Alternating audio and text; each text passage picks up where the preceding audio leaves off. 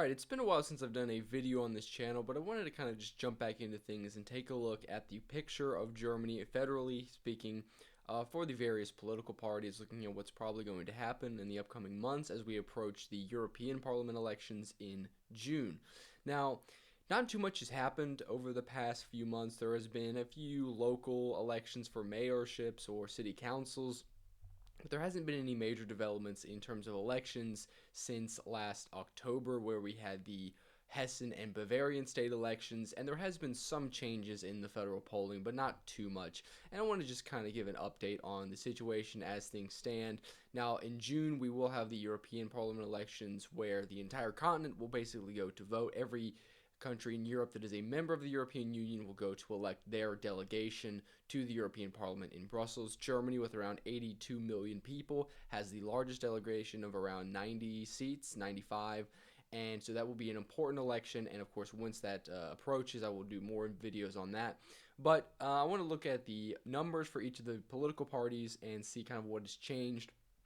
Now, if we look here, the positions of each of the parties is pretty much similar. Some of the numbers have slightly changed, but the overall situation is somewhat the same, and this is because there hasn't been really many developments in the country.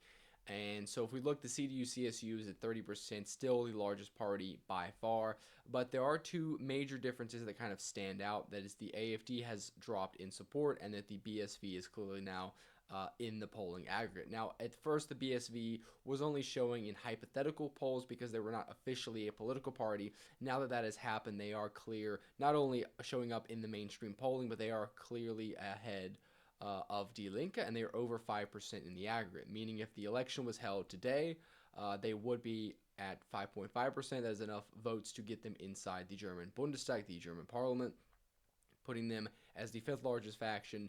Die Linke is around 3.2. That is well below the 5% threshold. Earlier this year, they were, or last year even, were at around 4.9, 4.5%, kind of, falling shortly below. But now that the BSV has entered, which split away from Die Linke, it is very likely that Die Linke will probably cease to exist on the political scene if the Bundeswahlknecht, the BSV, which is led by one of their most popular politicians, is able to be successful not only in the federal level, but on the state level. I think a lot more politicians from Die Linke will probably defect, and we will probably see this party kind of go extinct in political terms, and the BSV will take up that position on the left, being the main left-wing populist party to the left of the SPD and the Greens. The other development is the AfD has dropped in support. They were at around 21, 22, even 23% in the polling aggregate all the way until January of this year, starting around, I believe, May or June of 2023. So there was around a 6-7 month period where they were well above the 20s, and they have dropped. And this is because of a number of reasons. One, the BSV has entered into the main polling, and this was expected to take away a few points from them. And now that they are showing up in the major polling, it is likely that at least maybe one or two of these points is coming from the AfD. There is a lot of crossover between the voters of these parties. They are very populist, anti-establishment voters. And Sarah Wagenknecht, the leader of the BSV as a personality, actually has a very high approval rating amongst the AfD. But there is another reason, and that is the left-wing parties, the SPD and Greens, organized a mass protest movement against the AfD after there was a meeting between AfD politicians discussing their migration policy. And this kind of came after months of the AfD doing well in the polls, and the left-wing parties are the SPD and Greens are very opposed to the AfD on pretty much all of the issues, including migration. They consider the AfD to be too right-wing, to be too extreme for German politics. And for a number of reasons, they are very hostile towards each other, but also, in basic electoral terms, they are afraid of the AfD, overtaking them and also becoming maybe the second largest party. And so they organized a huge campaign. There were a lot of protest demonstrations in February, March against the AfD, and that appears to have had some effect. Some of the more moderate conservative voters, maybe, that had come from the CDU, or even people from the SPD, some of the independents, I think, have gone towards the CDU. They might have been kind of scared away from voting of the AfD, and some of them are backing the CDU, which has risen a few points. But nonetheless, this is still a good result for the AfD. This is a net gain of around 8 points from the last election. In 2021, they received 10%, and so this is a major gain for the party. Even if it's not what it was a few months ago, this is still something they're going to be very satisfied with, and they are still in second place. They're not uh, far ahead. It's only 1.7 in the aggregate, but the margin has lowered, but they are still ahead of the SPD. Now, I think it's too early to say whether or not this trend will continue of them falling. I think it is very likely that they um, will hold this amount and be able to win second place in the EU elections. And they've dropped a few points, but it doesn't seem to be going any further. Some of the polls have put them back at around 19%, and I think this was actually pretty much bound to happen because the Greens, even in 2021, were polling at around 26, 24% in the polls. Before the election, they were polling as the second largest party for, I believe, 3 years, in fact, and then a few months before the election, they lost support.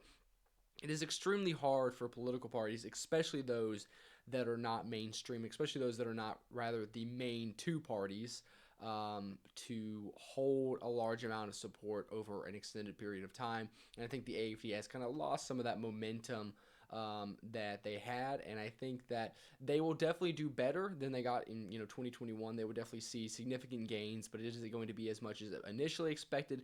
It's not sure. I mean, are they going to drop further? On the other hand, I think it's still too early to tell. And the European elections this June will be a test of that. That will be the first election we have federally since the AFD has significantly risen. Now, the results for the Greens and the SPD are not that good. I mean, the SPD has risen by about a point and a half in the polling aggregate, but even then, this is a net loss of around 10 points.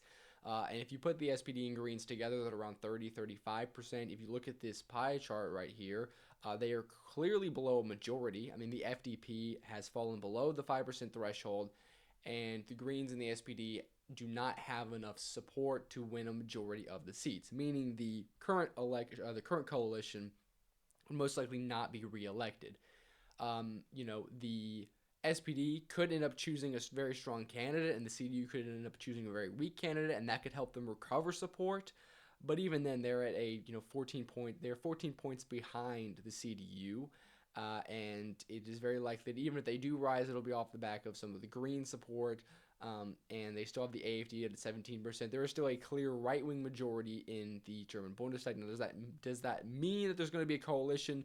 It's almost certain that it's not. The CDU and AFD are still not on good terms. The CDU has ruled out working with the AFD, and so the most likely situation that would happen is that the CDU under Friedrich Merz, their current leader, would become chancellor, forming a coalition with the SPD. They've kind of distanced themselves from the Greens, despite the fact that in certain states they have had coalitions or are in coalitions with the Greens. But I think if they realize if they form a government with the Greens, they are going to lose a lot of support to the AFD. The AFD will definitely jump on that, make that a big campaign issue, showing that the CDU is not a real conservative party, and I think they're afraid of that. So I think the most likely situation or kind of government that we're going to get in the next election in 2025 is a grand coalition between the CDU and SPD, with whoever's leading the CDU being the chancellor.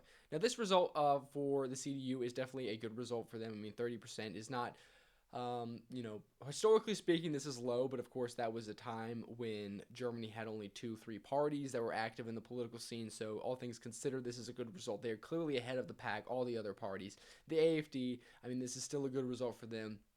The SPD and Greens, these are not where they want to be. I mean, the SPD is definitely falling below where they got in 2021, 2017. This is still their worst result ever. The Greens, I mean, this isn't a major hit to them. This is only 1 point below, but their allies are suffering so much losses that it's not really going to matter if the Greens are able to hold their own, because they aren't going to be able to form a coalition because the other left-wing parties are also suffering losses. Now, the FDP, this is very interesting, 4.4%. This puts them below the 5% threshold, meaning they will likely lose representation in the German Bundestag. This is a very likely a possibility. And this actually happened in 2013. And the only reason they were able to come back is because the leadership under Christian Lindner was able to reorganize, reframe the party, and build it back. Is that going to be able to, occur again? I'm not sure. I mean, it is possible, of course. It happened once, but I don't think it's likely that they're going to be able to recover, from this drought.